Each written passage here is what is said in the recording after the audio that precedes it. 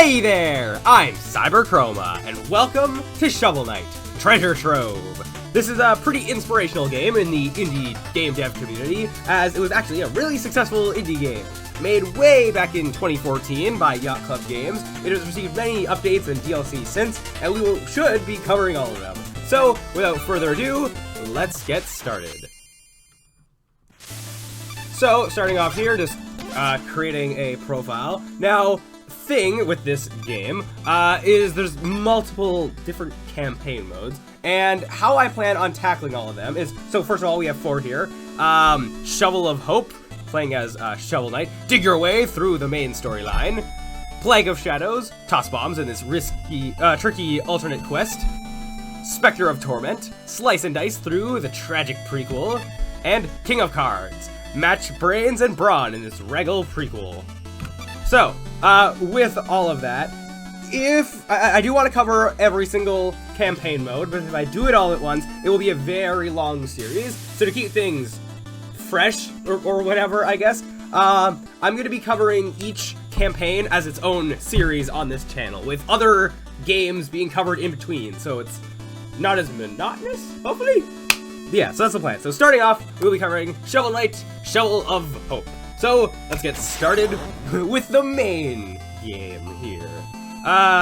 Name-wise, I guess I'll just go with Cyber? Yeah. Alright, as well, cool thing with this game, it has a body swap mode to change the genders of all the characters. I will be sticking with the defaults, just because I feel like it.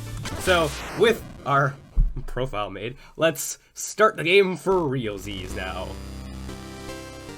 Oh, should I do voices? Yeah, I guess I'll do voices. Long ago, the lands were untamed and roamed by legendary adventurers.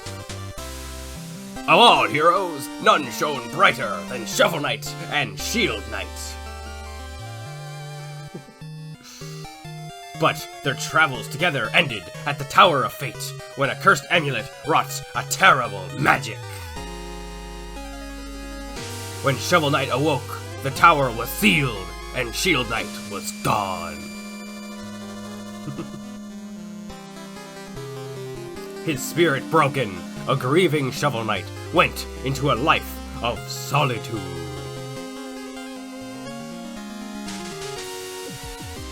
But without champions, the land was seized by a vile power, the Enchantress and her Order of No Quarter. Now, the tower is unsealed, and devastation looms.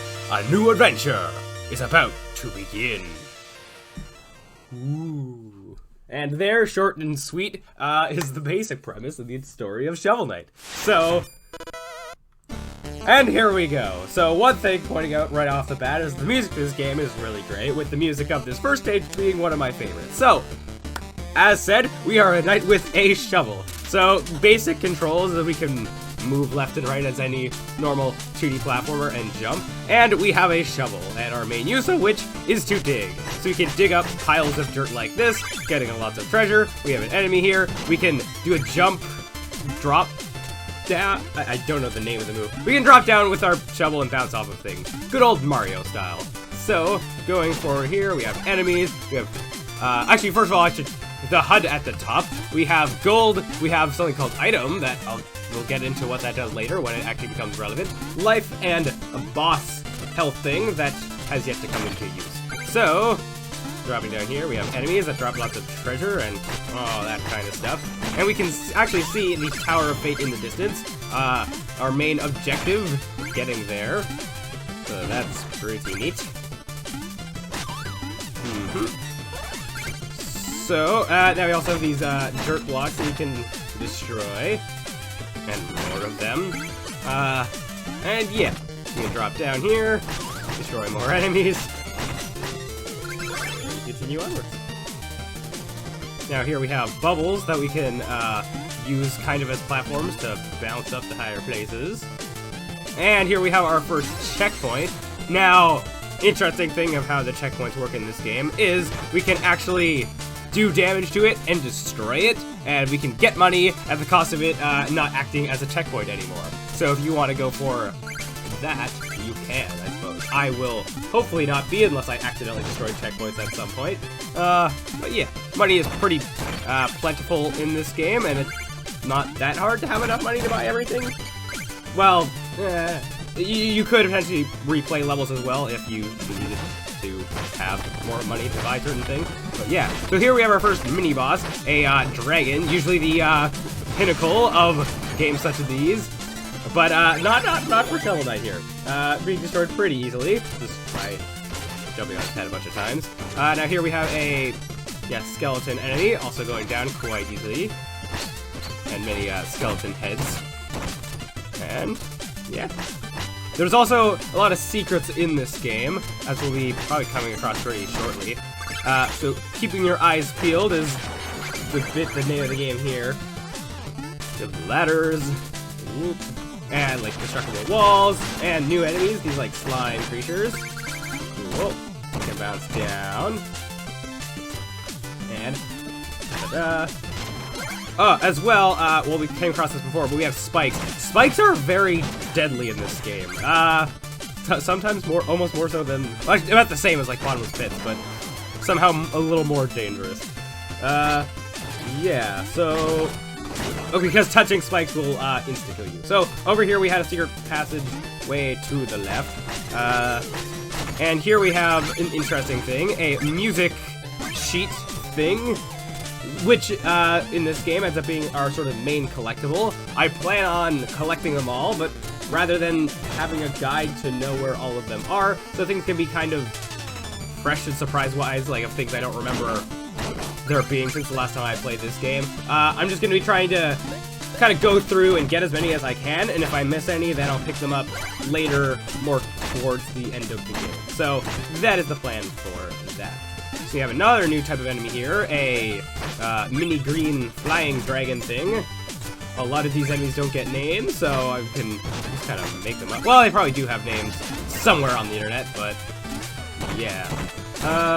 Here we have a lot more treasure to acquire. Trying to break everything here kind of top down so we can get it all. And getting things before they disappear. Ta-da!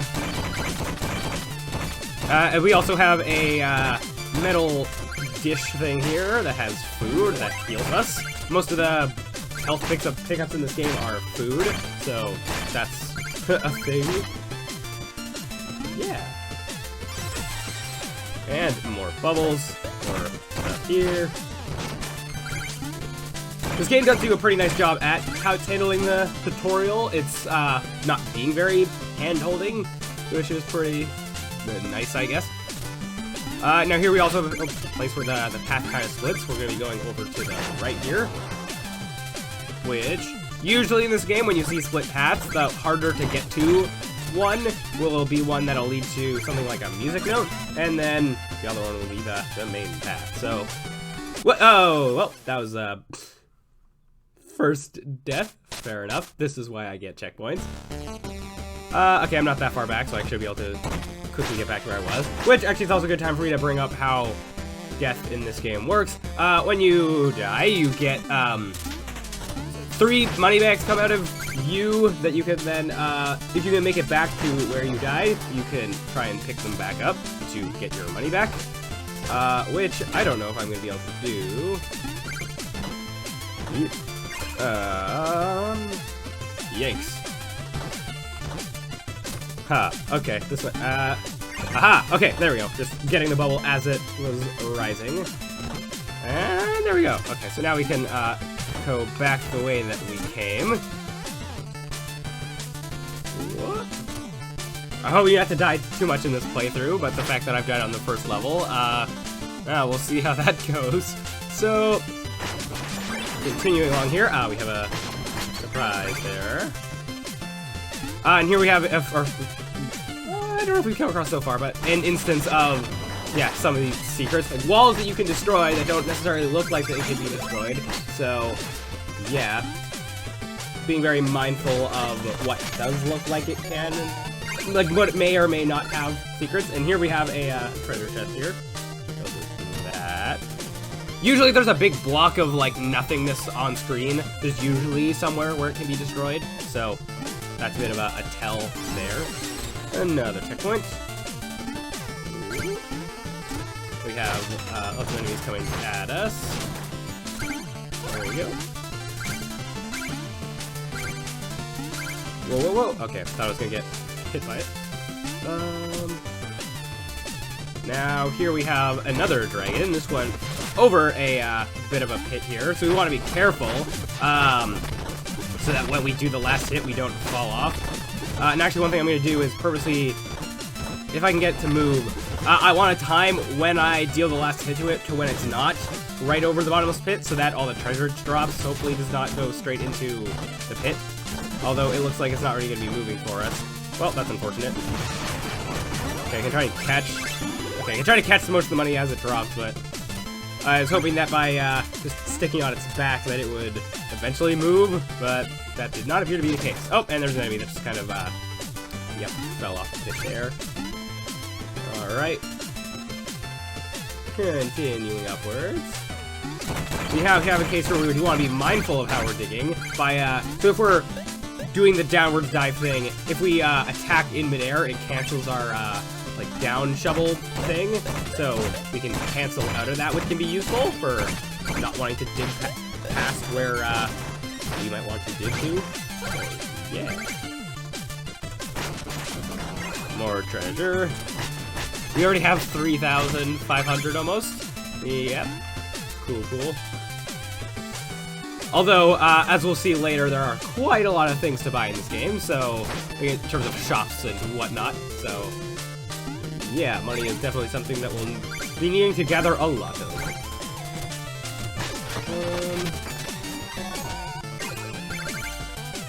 Alright. This was a case of there not necessarily being a music note down that path, just treasure.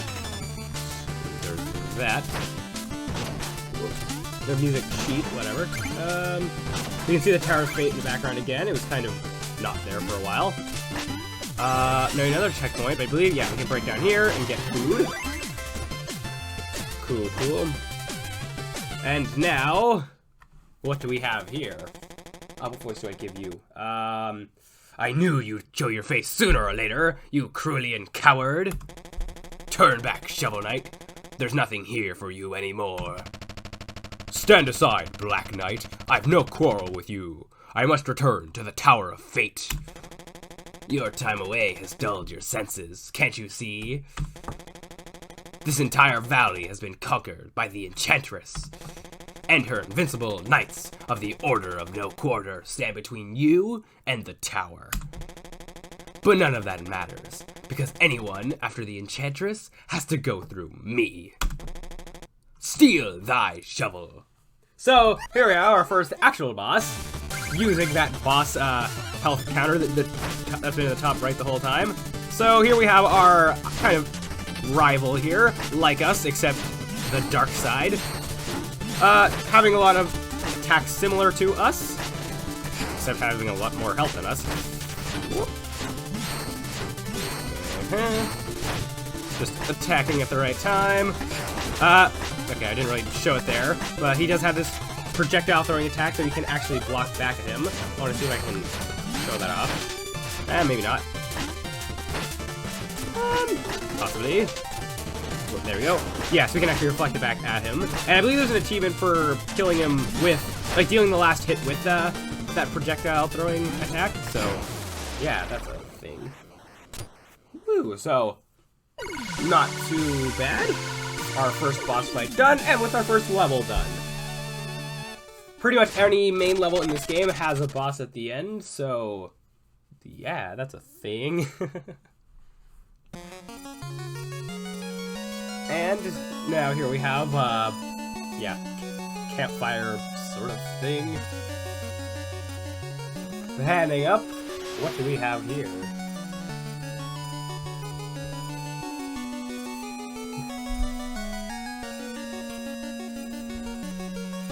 Last but a dream sequence.